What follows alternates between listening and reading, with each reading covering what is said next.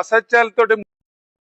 వరంగల్ జిల్లా నర్సంపేటలో చాకిలి ఐలమ్మ విగ్రహానికి పూలమాలలు కట్టి ఘనంగా వర్ధంతి వేడుకలు జరుపుకున్నారు. బీసీ సంఘంలో వెనుకబడిన రజక కులాన్ని ఆదుకోవాలని, సంక్షేమ పథకాలను అందించాలని డాక్టర్ గోపాల్ పేర్కొన్నారు.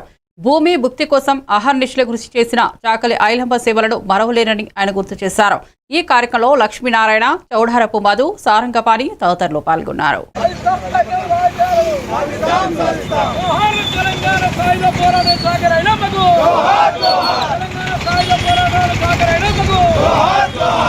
మనమందరము ఆ వీర వనిత చాకలి ఐలమ్మ గారిని స్మరించుకోవడానికి ఇది ఒక మంచి అవకాశంగా మనము భావించాలి.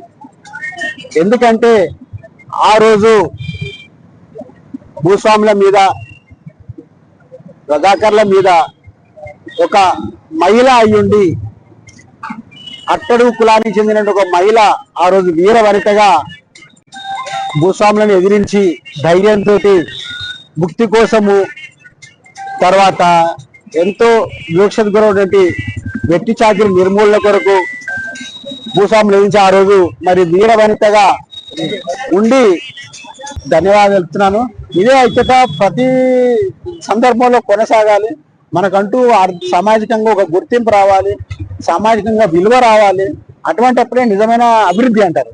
ఒక ఆర్థికంగా డెవలప్ అభివృద్ధి అన్నారు. సామాజికంగా అభివృద్ధి చెందాలి అంటే సమాజంలో గౌరవం ఉండాలి. సమాజంలో అన్ని రంగాలలో సరి అయినటువంటి గౌరవం ఇచ్చి రాజకీయంలో కానీ, ఉద్యోగాలలో కానీ, విద్యలో కానీ అన్నిట్లలో వచ్చినప్పుడే పూర్తిగా అభివృద్ధి అంటారు. ఏదో 4 పైసలు ఇచ్చి 4